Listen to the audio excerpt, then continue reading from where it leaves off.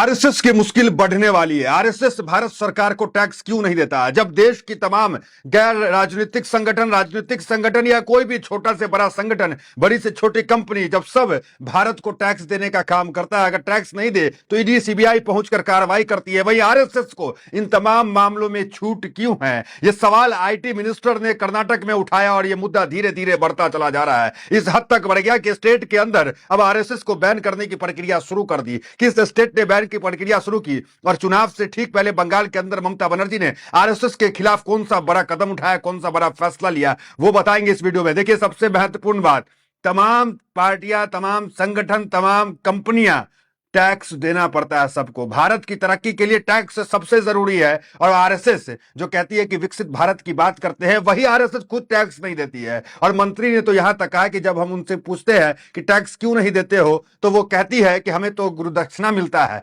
गुरुदक्षिणा का क्या टैक्स? इस तरह की बातें मोहन भागवत बोलते हैं। मतलब सवालिया निशान आरएसएस पे खड़ा हो गया, जो भारत को आगे ले जाने की बात करता है लेकिन उसी भारत को टैक्स देने का काम नहीं करता। आरएसएस एक जो है अनरजिस्टर्ड संस्थान है, तो इसको लेकर के भी बवाल मचा हुआ है कि ये अनरजिस्टर्ड संस्थान क्यों है। अगर कानून देश में सबके लिए बराबर है तो आरएसएस के लिए इस प्रकार का कानून क्यों है? आप अगर इस बात से सहमत है कि कानून सबके लिए बराबर है, तो आरएसएस को भी एक रजिस्टर्ड संस्थान करना चाहिए और आरएसएस को भी जो है टैक्स भारत में देना चाहिए। तो इस वीडियो को ज्यादा से ज्यादा शेयर करें। आते हैं मुद्दे पे कि किस तरीके से आरएसएस की मुश्किलें बढ़ गई है और कहां कहां आरएसएस की मुश्किल इस मुद्दे के तहत बढ़ रही है। सबसे पहले शुरुआत करते हैं मोहन भागवत से, क्योंकि वही अभी करता धरता है। मोहन भागवत की आज के कार्यक्रम के बारे में चर्चा करते हैं, फिर पूरा चर्चा करेंगे किस स्टेट में इनकी मुश्किलें बढ़ रही है और क्या क्या मामला नजर आ रहा है सामने। पहला, लखनऊ में, उत्तर प्रदेश के लखनऊ यूनिवर्सिटी में ये जो है छात्र संवाद करने गए थे, वहां पे इनका जोरदार विरोध होने का काम हुआ। ये तमाम देख सकते हैं, लखनऊ यूनिवर्सिटी में मोहन भागवत के विरोध की कोशिश, नारेबाजी के बाद कई हिरासत में,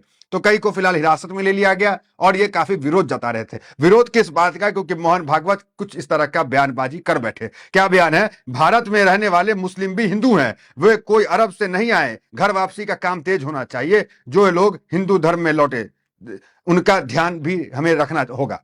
तो ये बात जो है मोहन भागवत कहें कि घर वापसी की योजना को तेज करो, इसको लेकर के जो सपा नेता हैं उन्होंने कटाक्ष करने का काम किया। ये सुन लीजिए, फिर आते हैं मुद्दे पे। देखिए, लखनऊ में सपा विधायक आर के वर्मा ने आरएसएस प्रमुख मोहन भागवत के बयान पर कहा, मैं कह रहा हूं कि मोहन भागवत जी हो या विश्व हिंदू परिषद का कोई नेता हो या भारतीय जनता पार्टी का कोई नेता हो, जो इन बड़े बड़े नेताओं के मुस्लिम दामाद हैं, सबसे पहले ये सलाह उन्हें दे दें, उनकी घर वापसी करा लें, बाकी हम सब जनहित के लिए हम लोग तैयार हैं।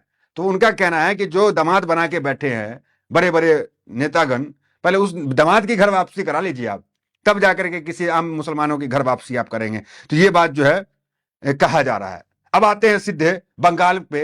बंगाल के अंदर देखिए, एक जो आरएसएस का जो स्कूल होता है, उस स्कूल में क्या कर रही थी आरएसएस कि पढ़ाई की जगह डंडा भाजना सिखा रही थी।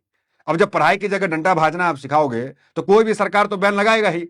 तो ममता बनर्जी की सरकार ने उन तमाम स्कूलों पे बैन लगाने का काम किया, क्योंकि जांच में यह आया कि ये तो डंडा भजवाना सिखा रहे हैं और वहां पे जिस तरीके की पढ़ाई हो रही थी, इससे सौहार्द आपसी खराब हो रहा है। देखिए, बंगाल सरकार ने दिया संघ के 125 स्कूल को बंद करने का निर्देश। शिक्षा विभाग ने राज्य में बिना अनुमति के चल रहे राष्ट्रीय स्वयंसेवक संघ के 125 स्कूल को बंद करने का निर्देश बुधवार को जारी कर दिया। छात्रों को स्कूल पाठ्यक्रम के बाहर की पढ़ाई कराने की शिकायत मिलने के बाद शिक्षा विभाग ने ऐसे स्कूलों को बंद करने का निर्देश दिया। शिक्षा मंत्री पार्थ चटर्जी ने बुधवार को संवाददाताओं द्वारा इस संबंध से पूछे गए सवाल का जवाब दिया। मतलब पाठ्यक्रम से बाहर, हर स्टेट का एक पाठ्यक्रम होता है, उससे बाहर की पढ़ाई, डंडा भाजना। अब जब डंडा भाजना सिखाओगे तो होगा ही कार्रवाई। तो वही कार्रवाई बंगाल में, पश्चिम बंगाल में हुआ। अब आते हैं मुद्दे पे।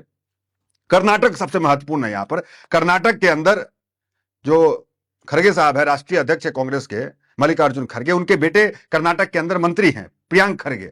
प्रियांक खड़गे ने मुख्यमंत्री को पत्र लिखा इसको बैन करने के लिए, आरएसएस को बैन करने के लिए। और प्रियांक खड़गे ने यह कहा, कांग्रेस की सरकार, कांग्रेस सत्ता में आती है तो सबसे पहले आरएसएस को बैन किया जाएगा। उन्होंने इतना ही नहीं कहा, उन्होंने मनी लॉन्ड्रिंग पे सवाल उठाया कि ये जो आरएसएस है मनी लॉन्ड्रिंग करने का काम करती है। और उन्होंने ये भी कहा, देखिए मैं आपको पढ़ के बता देता हूं क्या क्या मामला निकल के सामने आ रहा है। आरएसएस पर प्रियांक खड़गे का अब तक का सबसे तीखा हमला, फंडिंग और लीगल स्टेटस पर भी उठाया सवाल। जानिए क्या कहा। देखिए, कर्नाटक आईटी मंत्री प्रियांक खड़गे ने एक बार फिर आरएसएस पर जमकर निशाना साधा। उन्होंने आरएसएस की तुलना शैतान से की और बीजेपी को शैतान की परछाई बताया। उन्होंने कुल मिलाकर कहा और मशवरा दिया विपक्षी तमाम नेताओं को कि अगर ये जो बीजेपी है वो परछाई है और मेन जो शैतान है वो आरएसएस है। अगर कमजोर करना है बीजेपी को तो परछाई पे नहीं, शैतान पे टारगेट करो, उसको कमजोर करो।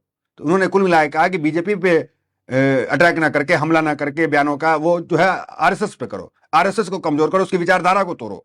ये जो है प्रियंक खड़गे कह रहे हैं। आगे कहते हैं, उन्होंने संगठन पर फाउंडेशन गड़बड़िया का आरोप लगाया और इसके लीगल स्टेटस पर भी सवाल उठाया। खड़गे ने कहा कि बीजेपी अपनी सोच की ताकत आरएसएस से लेती है और इसलिए राजनीतिक विरोधी को बीजेपी के बजाय सीधे आरएसएस से लड़ना चाहिए।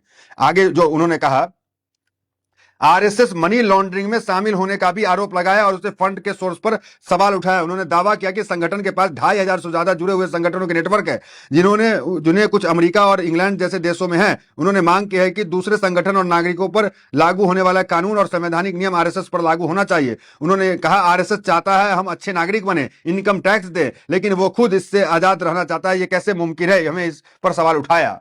वो कह रहे वो तो बातें तो बड़े अच्छी अच्छी करते हैं गोल गोल, कि अच्छा नागरिक बनना चाहिए, इनकम टैक्स बनना चाहिए, और खुद इनकम टैक्स नहीं भरते हैं। वो संविधान के दायरे से बाहर कैसे हो गए जब हर कंपनी को, हर ऑर्गेनाइजेशन को टैक्स देना पड़ता है? अब वो गुरुदक्षिणा के नाम पे बसते चले जा रहे हैं। ये जो है प्रियंक खड़गे ने, एक महत्वपूर्ण जो मंत्री है, आईटी मंत्री है, उन्होंने सवाल उठाया। आगे कहा, आज नहीं तो कल रजिस्ट्रेशन करवाना होगा। उन्होंने कहा कि हम रजिस्ट्रेशन इनका करवा के रहेंगे ताकि टैक्स जो है वो दे। ये टैक्स से क्यों बच रहे हैं जब अदना से आदमी को भी टैक्स, हमारा आप कंपनी चलाते हैं उसको भी टैक्स देना पड़ता है, दुकान चलाते हैं उसमें भी टैक्स देना पड़ता है।